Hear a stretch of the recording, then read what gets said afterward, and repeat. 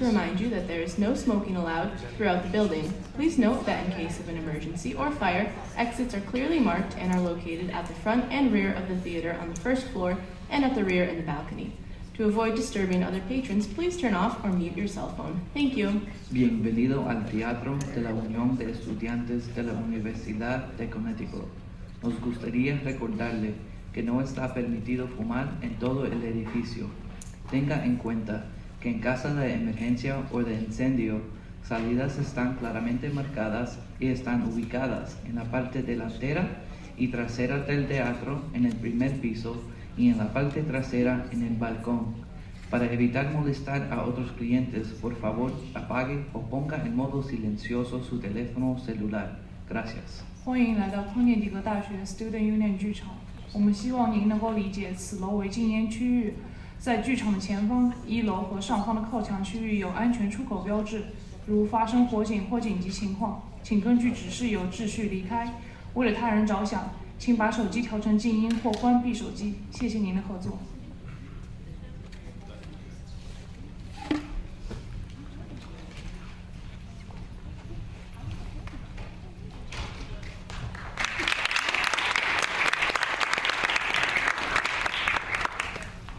Good afternoon, everyone. I just want to thank you all for coming to today's New York Times speaker event. I'd like to keep this as short as possible so we can get to the main event here. But my name is Hamza Mirza. I'm the Director of Programs for USG. One of my initiatives is working with the New York Times and overseeing the distribution of papers across campus and offering free daily online passes you can access with your UConn email. Those are the paper passes y'all got at the door. My committee has worked hard to expand our relationship with the New York Times. We have the honor of having one of the writers come and speak to us. We're lucky today to have Steven Eder of the New York Times, an investigative reporter who has written dozens of articles covering this 2016 election. Obviously, this election is unprecedented in countless ways, so I'm grateful to have such an expert in this field join us in the discussion about current politics. The format of the discussion is going to be that Steve is going to come up here and introduce himself, give an overview of the pieces that he's written and broad topics that he's able to cover about the election, and we'll open up to the questions from the audience. We'll have 2 mics circulating around to audience members that raise their hand, and Steve will pick out. And this election is not without its controversy. I understand a lot of people have various opinions, but I kindly ask that this be a civil discussion, and at no point during this event should anyone attack another person for their personal views. With that being said, please stick around to the end so we can raffle off some cool prizes. We have 2 tote bags courtesy of the New York Times that have cool cardboard, VR glasses, travel mugs, notebooks, and other items, as well as gifts for our social media winners. We picked out 4 names of people who retweeted or Facebook shared, stuff like that. So I just want to give thanks to my committee, USG in its entirety, Haley Rowan Subag, and PERG. So finally, it's with great pleasure that I introduce Mr. Steve Eder.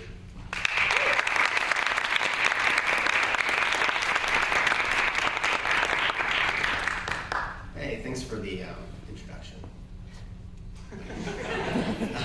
Really happy to be here. You guys should definitely stick around for the virtual reality cardboard glasses. Are very cool. They were one of the cool things that the Times has done in the last couple of years. But I'm really happy to be here.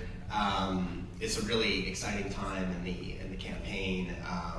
Election day is 2 weeks from tomorrow, so it was kind of exciting, a little crazy taking the day to come to campus and to be able to come here and meet with all of you. I'm excited to do that. Usually I think of University of Connecticut in a basketball context with your wonderful basketball teams.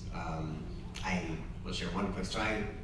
Before I was covering the presidential election for the Times, I was in sports. I was an investigative reporter on our sports staff, which was a really fun job. And one of the things that I did was I went down to the Final Four a couple of years ago and spent the day doing a story on what it's like for what kind of the other part of the Final Four, all the courtship of donors and the ways that the universities use the big Final Four appearance to try to to better its image and to work with donors and things like that. And so the one that got back to me was President Herbst. So I spent the whole day from first thing in the morning through the game. You guys won, and I went and wrote a story that night. You guys ended up winning it, so I made a good pick by going with UConn's men's basketball team in 2014. But it was a little painful because that road went through Michigan State, which was my alma mater for you guys. But anyways, it's great to be here at UConn. Several months after that Final Four, as much as it was a great time to be an investigative reporter of sports, my editors at the Times talked to me about coming and joining the team that they were putting together to cover the 2016 presidential election. And it was the kind of opportunity that you got to do. You get an opportunity to go and be a part of something like that. I think we all knew that this was going to be the biggest story, the story of the second half of the decade, and really important, so many different levels. We had this huge field of candidates, and for me, the job was particularly interesting because my job was going to be to sort of vet the candidates, to help figure out who are these people. My core question is always sort of what's their deal? What do we need to know about these people that about why they want to be president, where they come from, who their friends are, who their business relationships are, what is it that we kind of need to know about these people? So I always have pursued stories that are basically like chapters of these folks. And so starting all the way back in February of 2015, which seems like ages ago, when the campaign was just getting going, we had this big field, I think 18 candidates to start with in total. My very first story on the campaign was one that involved, it was about Jeb Bush and his correspondence with his father's White House when he was a young 30-something in Miami, and I was able to get the records from the presidential archives from his father, and it was just really interesting piece that kind of looked at how he interacted with his dad's White House, with the staff, and big Sunday front page story, and kind of one of the early things as when the campaign began, Jeb Bush was way up there in the polls, and so we've come a long way. I've spent in the last since the beginning, I've been in my job. There's a lot of documents and records and digging, and so I've been in attics, I've been in dusty warehouses and courthouses and archives, and spent a lot of time looking at filings and records and meeting with sources, and but so just to give you guys so we can help. I'm going to stop kind of this pre-talk soon, and we can just sort of have a good discussion and take a bunch of questions, and I'll give you a little bit more sense of what, I'll tell you two more things about myself, just in case you guys want to talk about anything beyond the campaign. I'm from Michigan originally. I went to Michigan State, as I mentioned, worked in Ohio, and actually my first job out of college, I arrived at the Toledo Blade about 6 weeks before the very tight 2004 election, and my editor told me to pack a bag and go on the campaign trail, and that whole thing came down to Ohio. It was a really fun way to start my career. And so I covered finance and Wall Street. I moved to New York. I worked for Reuters. I worked for the Wall Street Journal, and I've been with the New York Times for about 4 years now. And during the campaign, one of the fun things about the job that I have is I've gotten to write about a lot of the candidates over the course of the campaign. From Jeb Bush and Marco Rubio early on. I spent quite a bit of time last fall writing about Ben Carson, and was in Baltimore looking at his record as a physician, written about Bernie Sanders, and looking at his most prominent post when he was in Washington, which was chairing the Veterans Affairs Committee. Other stories on Ted Cruz, and then of course, Hillary Clinton and Donald Trump, particularly as the field narrowed.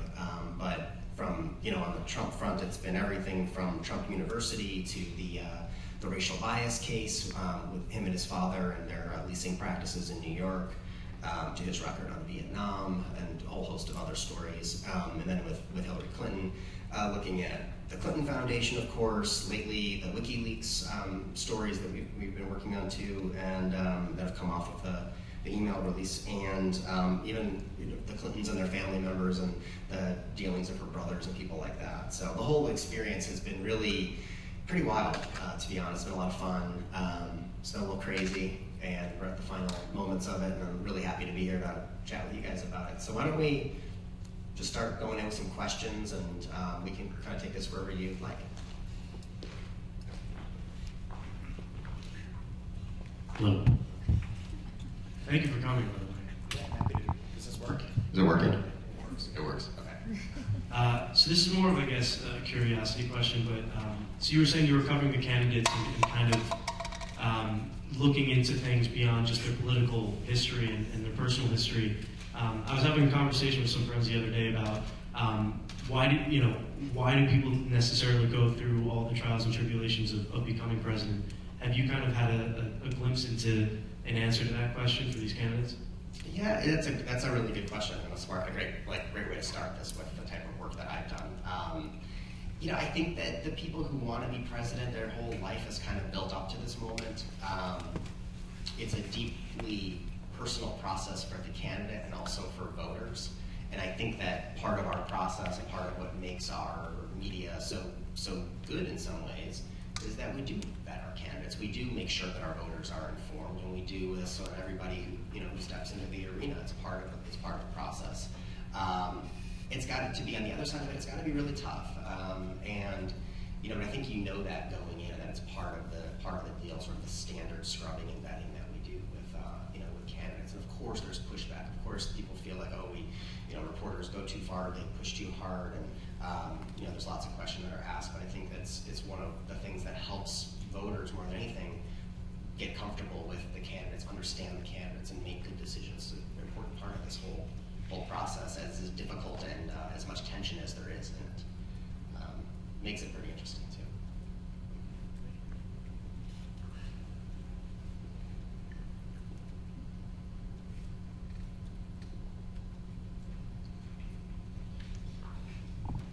So this campaign is often called unprecedented. In what ways do you think that's true? In what ways do you think the general public has kind of blown it out of the water in thinking that this campaign has set historical precedent?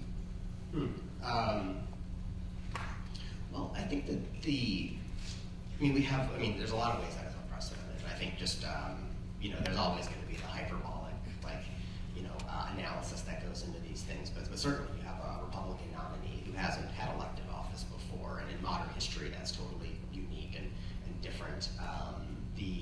The type of campaign, you got, on the other side, you've got the first female nominee, in history as well for a major party, who also happens to be a former Secretary of State and the wife of a former president.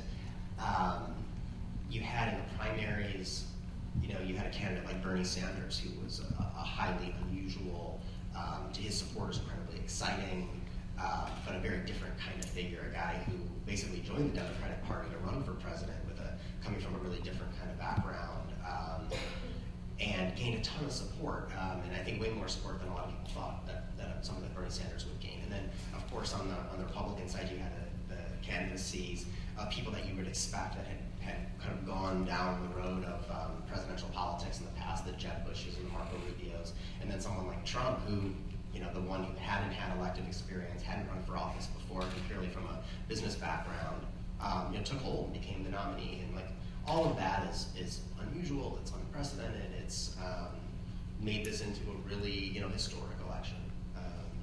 And of course it's been contentious and it's been different. The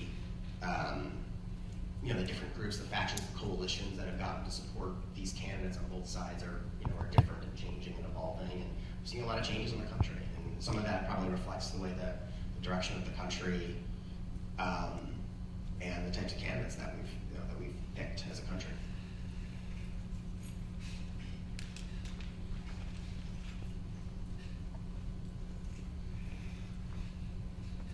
So we were speaking earlier about some issues regarding the campaign. Can you talk a little bit about how journalists specifically go about voting, not voting, kind of how they kind of keep their own personal opinions separate from their work, and how they end up deciding how to deal with registering to vote or something like that? Yeah, it's really interesting because we're, a lot of us, I don't know how many reporters are covering the presidential election, but it's like you're in a position where you're out there, you're covering candidates, or you're doing the kinds of things that I'm doing, you're doing investigative reports, and there's a standard that you're trying to follow in a sort of neutral stance. But there are people involved too, who, like any American, you have the right to vote and to participate that way too. There's a few things that you see. when it comes to journalists and how they approach the election. If you're covering the election, most news organizations, at any level pretty much will tell reporters covering it, or basically reporters at all, to try to stay away from airing too much public opinion, public views, or even on your Facebook and Twitter and other places, to try to keep it neutral, even if you're not covering it yourself, because your colleagues are covering these things, and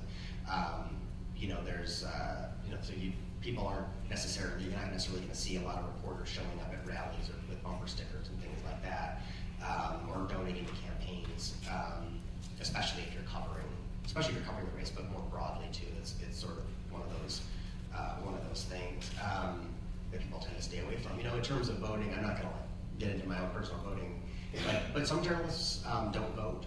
A lot do. I think I would guess, just anecdotally, that people I've known over the years, that people do vote. It's your right to vote. But I think we're professionals. We're trained.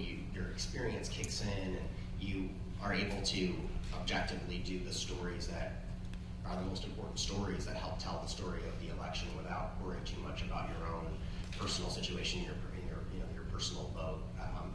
Kind of takes a backseat to your big obligation, which in a lot of ways is a huge role in the democratic, in our process, is being able to tell people about the election and inform people and how other people make their decisions. And I think there's like an obvious tension and difficulty there, but it's one of those things that you learn how to do. You know how to do,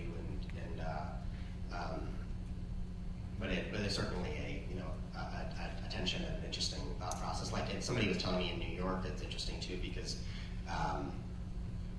there's some people a lot of people don't register. During the primaries, you will register with a party in many states to vote, and so that for journalists is a complicated thing, because if you maybe want to vote in the primary for one party or another party, but it may not be a great idea, because if you start writing, well, this reporter's a registered Republican or a registered Democrat, how could they possibly be objective? And it poses a lot of questions. But there are some areas where you're, like in New York, where the mayor, historically in recent history, has been Democrats, and Democratic primary is very important for selecting who would be the mayor, for example. And so people have to make some difficult decisions on how they want to pursue those kinds of things too. But the primary voting is another big part of it. But journalists are people too. But I think most of us do a pretty good job of putting our big responsibility of telling the story of the race and the candidates out front.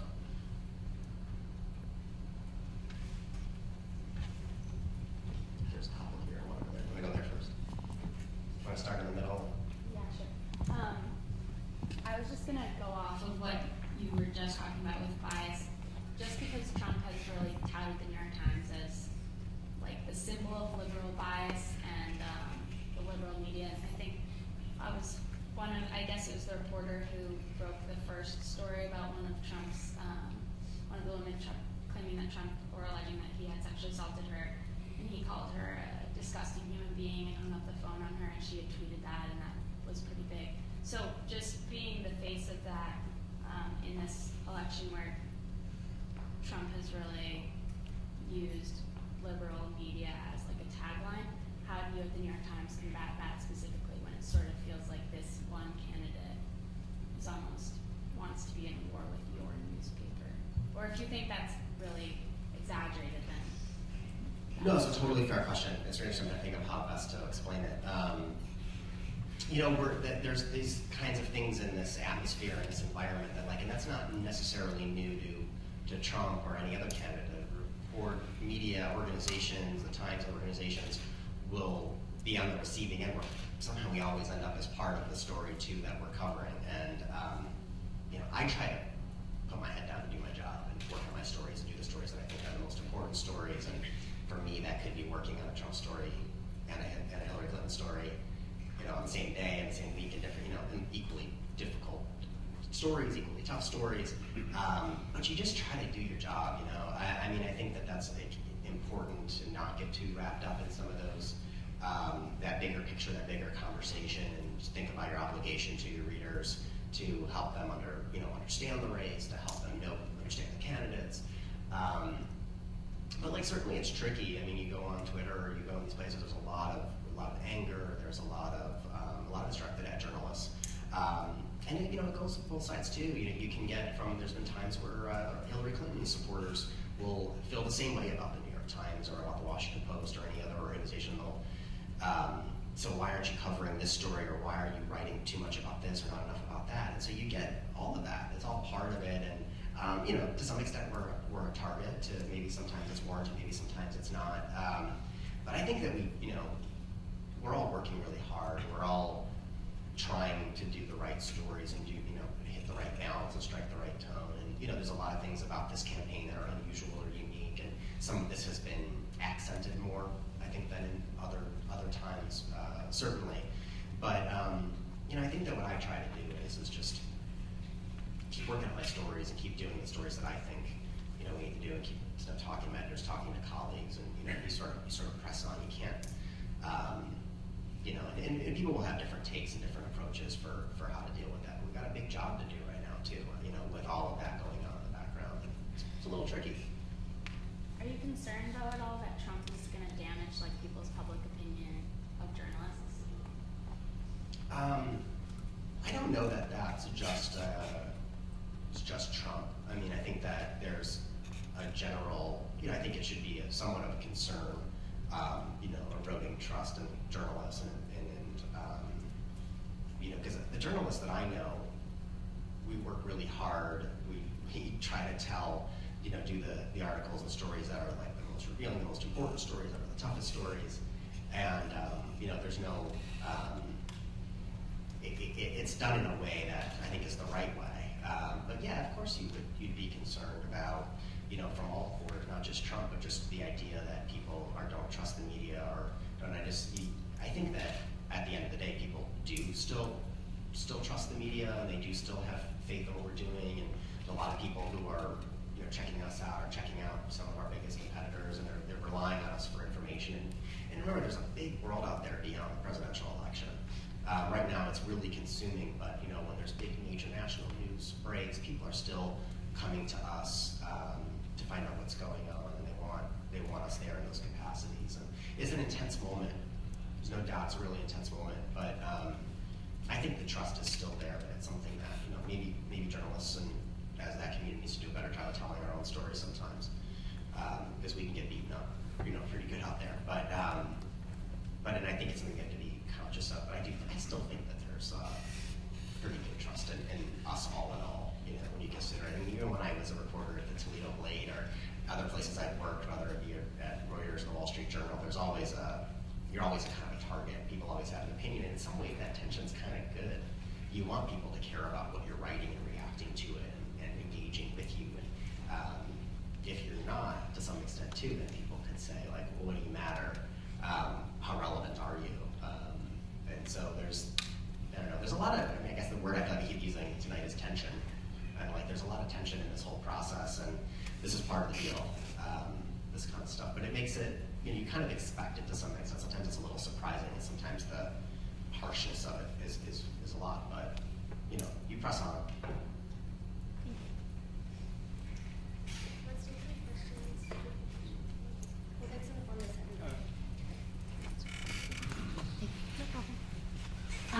So this campaign has seen an influx of the use of social media, especially because it's coming in kind of after the social media bump with different mediums. And we've seen a lot of talk about WikiLeaks and whether or not it should be condemned as a national security risk or hailed as a facet of free speech. So I wanted to ask you what you constitute as reliable media, and if you think the public definition of reliable media has shifted from the 2012 election to now. Yeah, I mean, I didn't cover the 2012 election. I was just starting at the Times in sports, so I can't make a full-on comparison. But I think it's a really good question for a lot of reasons. One is that it is really different. This is in the way that we interact with social media is really different right now on the social media front, and then some of these other variables that are out there. There's an ability in 2016, more so than 2012 and more than 2008, for candidates to speak directly to their voters, whether it's through Twitter or Facebook or other mediums. They can speak directly, which really sets up a very different component. You don't have to necessarily rely on ad buys and things things that you can go on Twitter, you can go on Facebook, and you can say something, and a lot of people are going to talk about it.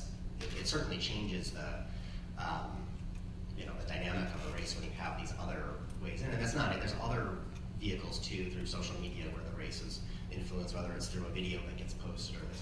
So then the other piece is the WikiLeaks stuff, which is just fascinating. I mean, it is such a different component, where we are, the technological capabilities of being able to have that kind of stuff that's there, and the ethical questions that go into it. And I can say this, I mean, as a journalist, in working on stories that relate to the WikiLeaks stuff, it's like you understand the complexity of it, but there's the truth is is in the public domain now.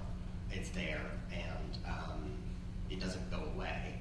And so there's some responsibility there, right, to also be able to put it into some, that's what journalists can do, is to be able to take it, we'll go through it piece by piece, and be able to as best we can, without being able to fully authenticate it, but while doing the responsible things that we do to write the stories and do the stories out of those that we think meet our standards and that are, that are worth doing. And there are stories that are worth doing, but gosh, it is really unusual. It's really unprecedented. That question about what's unprecedented, that's a whole different element, is being able to have a view, with this latest batch of, it's like a live view to some extent of, assuming the veracity of it, it's a live view of some of the internal discussions of a live campaign. It's really different. But you hold yourself to the same standards and the same, making sure that the stories you're writing are stories, and it's out there, so you have to react to the things that are out there in the domain. But it'll be very interesting going forward to sort of see what role these kinds of things play in our politics and in our journalism, and it's very different, very different.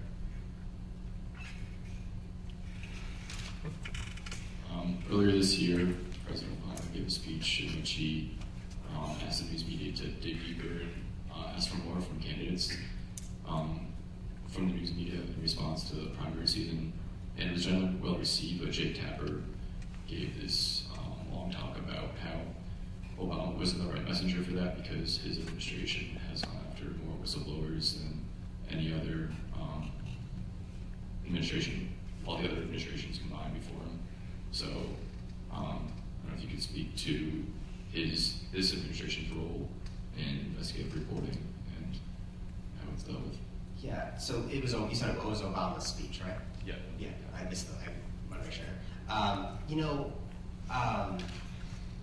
want to be a little careful because I haven't really reported a lot on the Obama administration and its interactions with, in terms of whistleblowers and things like that. I feel like it's a little bit off of my beats. I don't want to speak on something that I don't really know all that well. But on the other part of I think your question, I mean, just more broadly, there's been a lot of discussion about vetting in this campaign and how rigorous we've gone in terms of looking at the candidates, starting at the beginning and all the way through. And there's been a lot of work from my publication, other publications, into the candidates, and we've certainly used public records laws. I mean, I've had just numerous public records requests of all different kinds of agencies, and some move quickly and some move slowly and some don't move at all. But we've been able to do quite a bit of vetting during this campaign ultimately, as it's had its twists and turns and all that.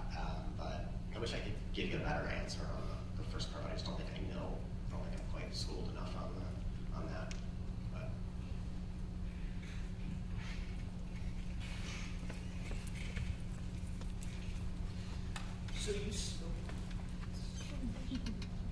So you stated earlier that you worked in the primaries on both parties, and obviously the primaries took completely different courses, with the Republicans having 17, 18 candidates and the Democrats having 5, and 3 of them were very fringe candidates. After this election, regardless of who wins, where do you see the future of the two parties, and will you see some of those candidates resurfaced, do you think? that's a huge question. That's a good question. No, that's like a whole talk in and of itself, really, like what happens now.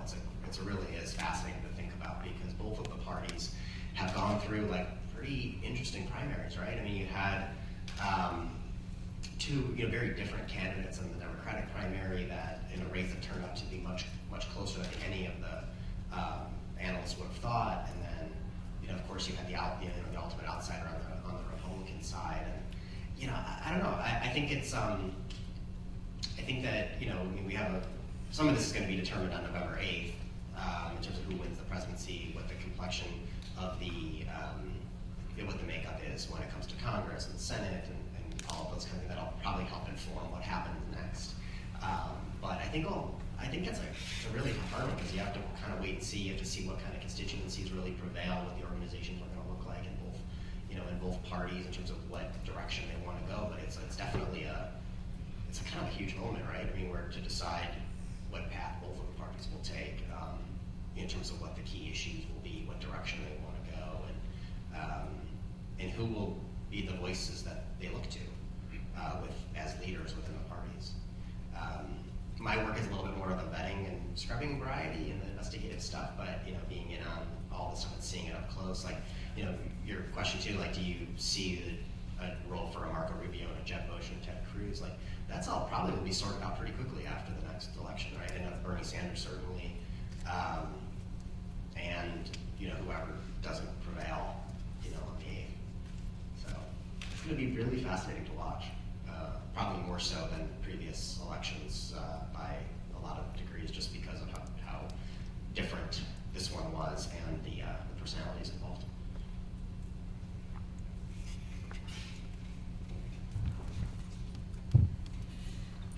Hey,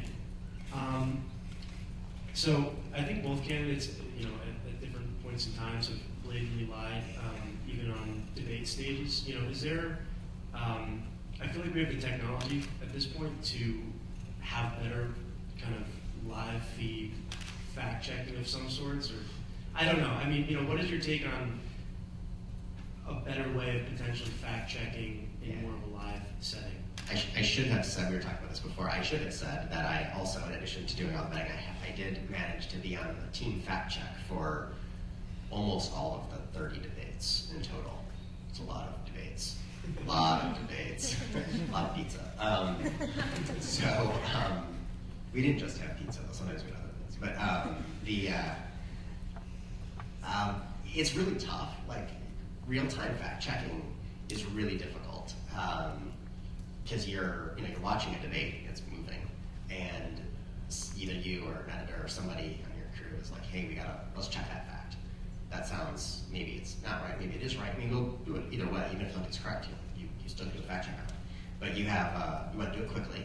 I mean, we're kind of the second screen situation now, where people have the debate on, but they're watching on Twitter, they're watching on Times dashboard, and all these other places, which is really cool. I mean, because you get to play this role that even in 2012, maybe we did in 2012, but maybe in 2008 in past elections, you're just watching the TV and telling the guy next to you to be quiet. So but now we're in this thing. The realities of fact checking a live moving debate are that you don't really have time to do. I'm talking about stories that I've done that took several days or weeks or some cases months to develop. Here you're like trying to do something where in a lot of cases you're calling someone out on something that they've said and you're doing it in real time and within 5, 10, 20 minutes you want to do it faster. So it is really tricky, and we have the technology to do that live, and we are, and a lot of our competitors are too, and it's been a big part of these debates. You can anticipate sometimes things that might come up during the debate and have some notes ready to go so that you can do it. But it's a difficult art. The art of the fact check is kind of a difficult one. It's surprisingly challenging to quickly become an expert enough to be able to either say somebody's right, someone's wrong, or someone's in between. But we've tried really hard to do that as best we can. We assembled for the debates. The Times assembled this incredible team of it's like 18, 19 people, and you had expert Pulitzer Prize winners. You had people who know the Defense Department inside and out, and know climate change inside and out, and immigration inside and out, and pretty impressive crew. I think the people who tuned in, as a second option during the debate, were kind of rewarded for that, because you do get to see some pretty interesting things unrolling before your eyes. But that's one of the really cool things. Like the other question before, like some of the new ways of using technology and new mediums, and being able to integrate the social media with it, with other reporting tools that we're. I was telling them earlier too that we have it's a little different, but we have a programmer on our team too, somebody who really knows programming. So we get certain kinds of records come in that in the past might be difficult, like an email, public records request for email or something like that would come in. We have somebody who has a programming background right with us who is brilliant and quickly can turn around and have things searchable for us. And so the evolution of this stuff is, from a journalistic perspective, is great, and that helps it make it better for the readers to get readable stories faster. So, but we are fact checking.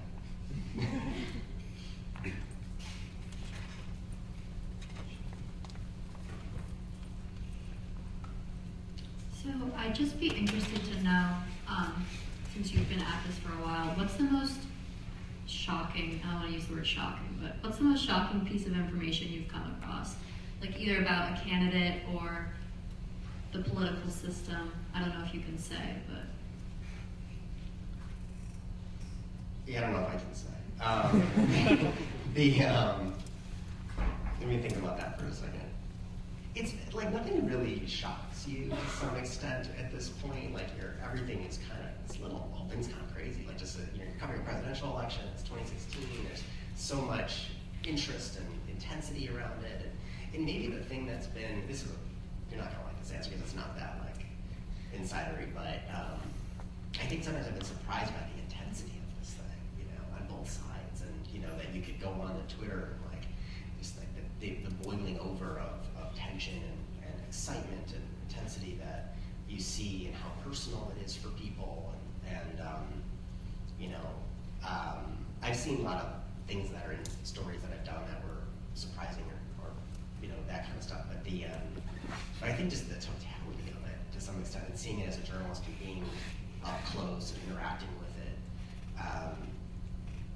I think that's one of the things that's been just, I think doing it for the first time too, covering the presidential election this way for the first, it was different in 2004 in Toledo and Ohio, being out there covering it that way, but doing it here with a national audience, and it's pretty amazing. The whole thing is pretty amazing. If I think of something better that I can share before we end, I'll come back to some specific find. But there's been like a lot of really interesting finds, things that will come up in the course of doing a story that are like, whoa.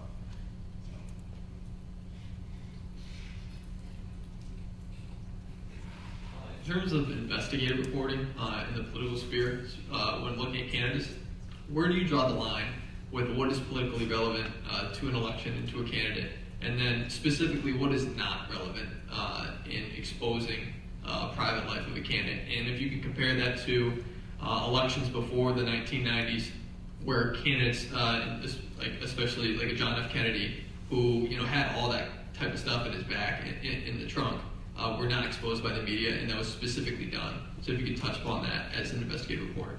Yeah, we constantly are thinking about that kind of stuff, of what should be in the frame and what's relevant versus what's simply juicy or this or that. And those are tough because you do know a lot and you see a lot of stuff. I think sometimes the stories when they, I think family is one of those things that's very complicated when you're thinking about covering, because the candidates put themselves out there, have the kids, and the other people they put themselves out there. That's something in a lot of cases they kind of have. So I think the best example to think about is when you're talking about family is, where does the family, if you want to write about family, does it intersect with, with what the candidate's saying? Does it intersect with the business of the candidate, with the official business, or with the case of the Clintons, with the Clinton brothers and various dealings in Haiti where they had business and things like that? It becomes pretty relevant pretty quickly, right? And you have similar things with with a lot of the candidates, with one of the funny things about this kind of thing is with Jeb Bush, when his father was running, he was could be a story from time to time, and George W. Bush could be a story from time to time because of their own business dealings and their own things, and the question of whether they were peddling influence, their father's influence. And so you get into these kind of things of where is the intersection there, where does something go from just sort of being a personal thing or something off to the side versus being relevant. I mean, when it comes to the candidate, himself or herself, most things are on the table, right? I think it's hard to think of a lot of stuff that's on the table. You're running for president of the United States. Part of your expectation is that you're going to be fully vetted for that position, and that's why we talk about everything. We talk about health. We talk about service records and wartime service records in Vietnam, and we you get a story about every chapter from parents to kids to to business partners to foundation work to lawsuits, everything. I mean, it's all kind of on the table. But when you start to wander off a little bit into the surrounding, the decisions become a little bit trickier.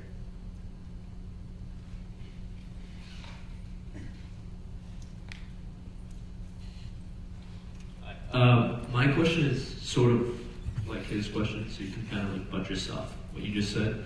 So, in terms of this election, I've seen like it's kind of more oriented around the character of the candidate rather than their respective policies.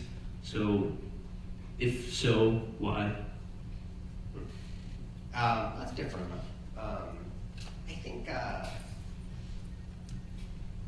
I think you have a couple candidates who do have a lot of personal history. I mean, like, these folks have both been in the public eye for a very long time, and not always for good reasons. And so some of that, rises. The tone and tenor from the candidates themselves tends to be pretty personal in this election too. There's a lot to say about them as individuals. Like, sometimes it probably would be good to have more of a broader policy discussion or a policy discussion. I think the policy works its way in there. I think that there are a lot of stories on policy. People don't necessarily read them as much. People tend to read the other stuff. I think we do a good job, and a lot of our competitors do a pretty good job of actually doing those stories on policy and explaining what they stand for. We cover a lot of the events. My colleagues are out there covering a lot of events and writing about the positions and policies. But the things you tend to maybe it's social media now, maybe it's the way that we process our news. The stories that are a little bit more personal tend to catch more attention, TV, and it gets that balance and that ricochet effect, I guess. That would be my best guess. I do think there's actually quite a bit of reporting that's gone on both the personal and the I think personal. I think of the business. I think of the foundations. I think of for Trump, lawsuits and things like that. And then the policy end is like, what are you going to do about healthcare? What are you going to do about veterans and this and that? I think there's actually been quite a bit. I think people doesn't get that balance. And it's probably there to be read or to be watched, but it's just a different excitement about it. Thanks.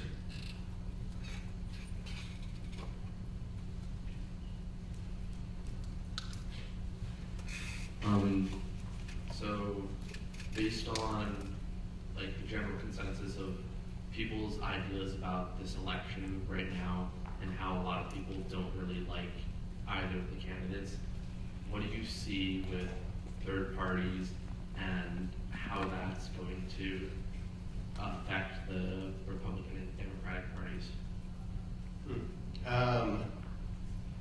Well, I mean, in this case, this would have been the type of year where you could have seen maybe a third party with a strong showing. Like, the polling right now is showing a relevance of third party candidates, but no one threatening. Except there's the case in Utah, I guess, where you haven't seen like a really dynamic impact of third party candidates right now. But I mean, looking forward beyond this election, it could be pretty interesting. It depends on the question before about what happens from here. Depending on how these parties kind of break out of this post-election, and how they kind of manifest that way, I think you could see some different kinds of things develop, but it's still pretty difficult in this country with the system that we've got going, that there'll be a really powerful third party. But if the attitude is there, or if either the parties change in a really significant way after the election, then sure, who knows? It could be pretty interesting.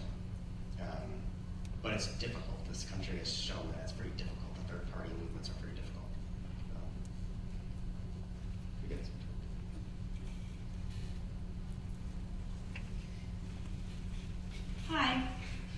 election has seen the rise and legitimizing of the far-right media with like Steve Bannon joining Trump's campaign. And as a journalist for a more mainstream publication, does that affect you, and do you worry about that as people get their information from a more biased and not necessarily truthful standpoint? I mean, I think like for us, like my personal view is like I kind of want to worry about my stuff, my stories, what my colleagues are doing, and I think we just need to do a good job of doing our work well and doing our stories and getting our stories out there, so that people will be looking to us as the place to go to get their, to get the authoritative accounts of what's happening with this election and who these people are. Like we can't, control where people go and look. It's there's a lot of places to get stuff sent your way, and you can go on. There's any number. There's quite a few places to go to get different kinds of things, and that's certainly one of the changing things in the selection again. That where there's more places to go to get whatever you're looking for in terms of your, and if you want something from a certain viewpoint or this or that, that's there too. I mean, for us, I don't think there's something that's necessarily like a worry or a concern. It's more that we just need to do our jobs and keep doing the right stories and getting our stuff out there, and hope that people will read us, more so than worrying about any other places out there.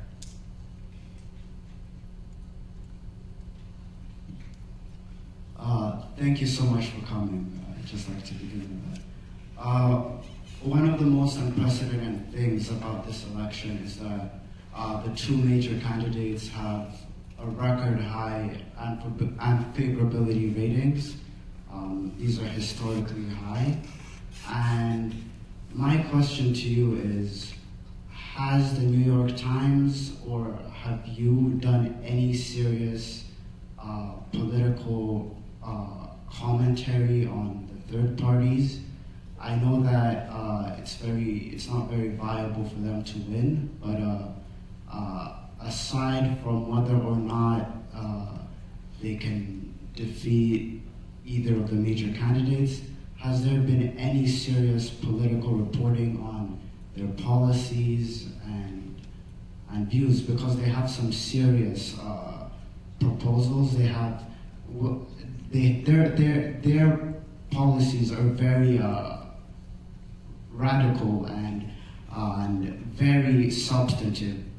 As whether or not they can compete is a different thing, but they have made some serious proposals about reforming our political system, like the Green Party has, or Gary Johnson, who's a libertarian.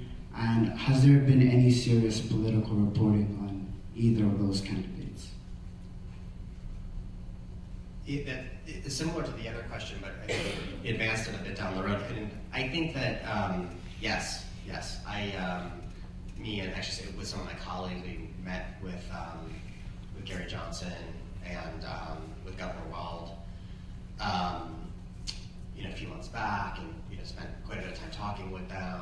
And we've written about Gary Johnson, the candidacy, the platform, and look though, the reality of this election, is these have been two candidates who have dominated the discussion, as you'd expect.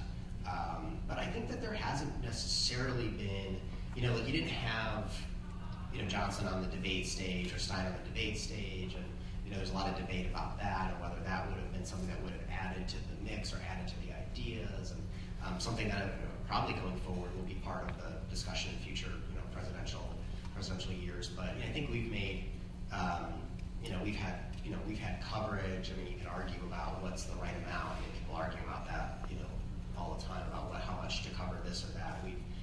We hear plenty about that.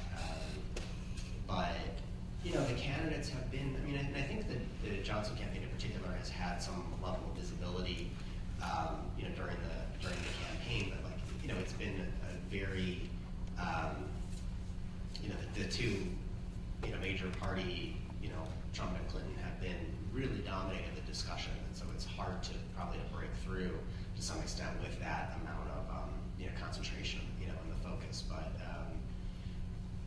But I think, going forward, I mean, again, I think some of what could happen going after this, after the election, after election day, as things kind of shake out, will be interesting to see as it relates to, to third-party efforts, or, these parties both have had a pretty interesting couple of years. I hope that answers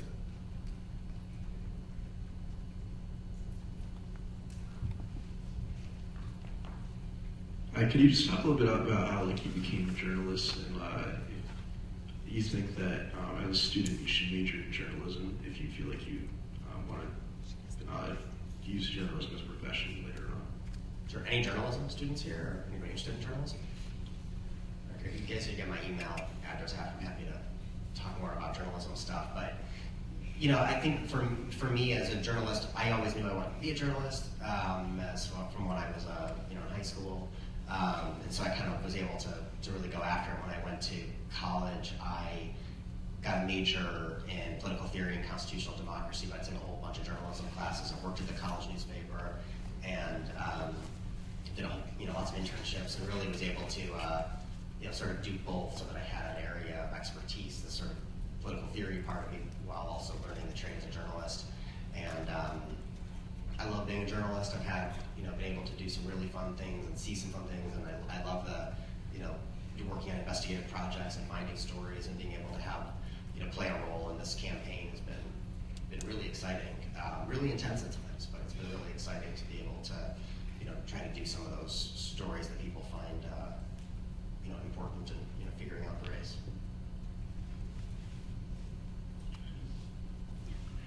What has been the biggest challenge reporting on this election for either you personally or for journalists in general?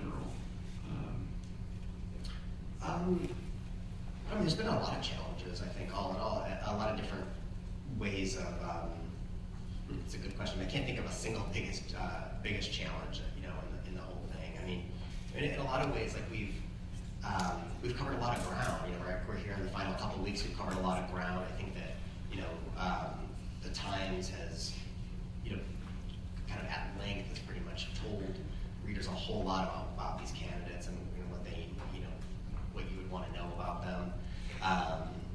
Certainly this flow of news, the amount of news, the amount of discussion, finding the right moments to do the right stories, and things like that have been tricky all along, just with the level of discussion, the level of volume on the campaign. At times there's just been so much going on, there's been so much news, and for somebody like me who does more of like investigative stuff and more of a step back, kind of look at a certain point of who somebody is, like finding the right times to do some of those stories, in the flow of all this news and discussion is always tricky. And there's also just a lot of news coming from a lot of places.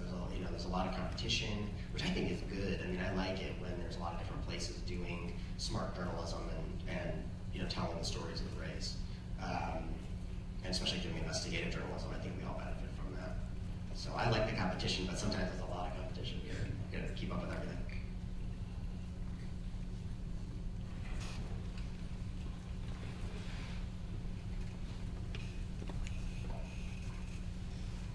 So I have a question that kind of has two parts. So first, I'm wondering, when you're covering events like the election that are so important, where do you get the ideas for your stories? Do you try to come up with stories that are important personally to you, or that appeal to a wide range of people, or appeal to like the public eye? And then in a kind of related vein, how do you deal with the tension between wanting your stories to come out quickly while the news is still fresh, and wanting them to be right and making sure they're accurate and unbiased?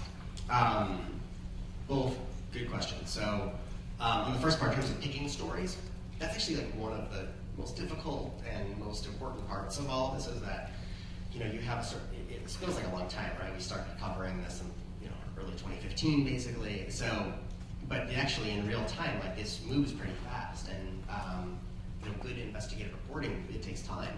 So picking the right stories and having the next story kind of queued up to get into, that's something that is you're constantly talking with your editors about that. You're looking for for tips and leads, and you're also reading clips. You're reading for candidates who have been around a long time. You can kind of look back and kind of read about their lives, and stories that have been done over the years and say, I want to know more about this, this one relationship or this one, this one piece. And it was one of the things that with the piece that we did, we became interested in the case where Trump and his father had been sued by the federal government for over the renting practices to African Americans, and it was something that had some familiarity with it, had been out there a little bit, but we thought we could go really deep to really figure this out. Just something, let's find some of the people who were involved, and it was one of those stories that took a little bit longer to do, but it felt really important. So we kind of worked on it with other things, over a period of time, and went to archives, went and got the records, got court records, found people that were really hard to find, to really tell a complete story about something that just seemed important and interesting. And you have a limited amount of time, so you just want to do the stories that say the most about who these people are, and what do we need to know about them. So that was one. Another one that I did on the Trump front was the record in Vietnam. That's something that every presidential candidate of age, for in the last generation, has had to take questions about their service record, and it felt, especially with the amount of discussion about veterans and about service, that we should try to get to the bottom of that as best that we could. So I was able to do a piece where we were able to look at the record, we were able to interview Trump about his record and be able to come up with a clear, I think the clearest account, at that point about what had actually happened. And those stories are rewarding and important when people are reading them. And you want to, but it's a tough challenge to do the right stories and be able to do them.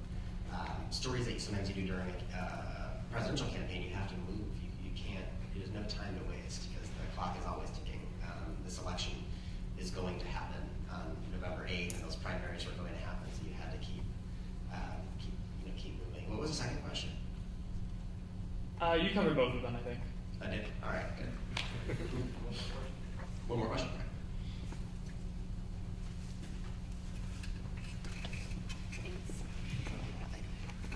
Could you tell us the most exciting story that you've worked on so far, and the backstory, the nitty-gritty details that, how you got from here to there, and what was the hardest part about it, and then, how you prepared for the interview? I just did one of my favorites from the campaign, I guess, with talking about the.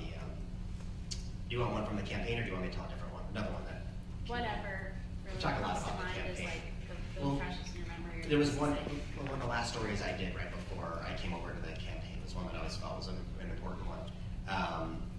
And it was right after the NFL was dealing with the domestic violence case, the Ray Rice case. And there was a lot of discussion about the NFL and how it was handling that case and suspensions and all of that. And I had this other idea was what about the women here? And what about, how does this kind of work if you're an NFL wife or an NFL significant other and you're involved in an abuse case? And so, really difficult story. It's obviously a pretty intense situation to be in. But I started going through and I was reaching out to women who had been involved in cases that had gone public of domestic violence. And I wanted to try to do it as much as I could in recent years. I thought that was sort of important to get the tenor of the moment. So I was able to connect with 3 women who all came on the record and told their stories about domestic violence and kind of what goes into it, the team culture, NFL culture, and the specifics of their cases. And it was a difficult story. It felt important. Of course, you have accounts. I spent a lot of time, meeting with them, also trying to test the veracity of the stories with the court records and trying to find things you can do to, from a journalist perspective, of trying to, make sure you got the whole thing, you understand it. And it was just one of those things that, I think gave people became a big national discussion about domestic violence and, in celebrity, but domestic violence in the NFL. And it just felt like it was a difficult story. It was, we had to have the trust of the women who went on the record and told their stories. And, and it turned out to be one of the things that I thought was like a story that was really glad that we did.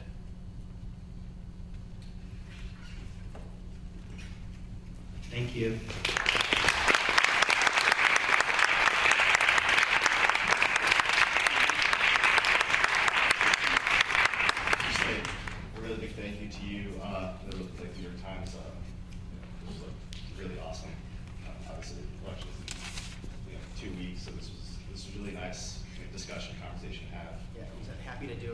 was happy to do it. And if anybody wants to follow up with me, feel free to send me an email, steve.eder, E-D-E-R, @nytimes.com. And I'll respond. If I don't respond right away, write me back and say, hey, respond, I'll respond. Well, I respond. But I'm really happy, especially if you want to like talk about journalism or anything, feel free. I'm happy to, or anything at all, careers and stuff. Happy to do it. I'm really glad everybody came out. It's a lot of fun. So I'm just gonna announce like the people who won the raffle prizes and social media prizes. So if you have your tickets, grab this out, see if you want some cool stuff. So the two winners are numbers 306334 and 306372. And the social media winners, I'm just going by Twitter handles. I got @BiscuitRazor, SLPORC2, Silport. Is that super up? Kelly J. Burt and Amanda Cabral. So, winners, congratulations. Thank you all for coming. I think we have more giveaways outside. Cookies, brownies, if you want to grab them. See who here if you want to chat a little more. Thank you for coming.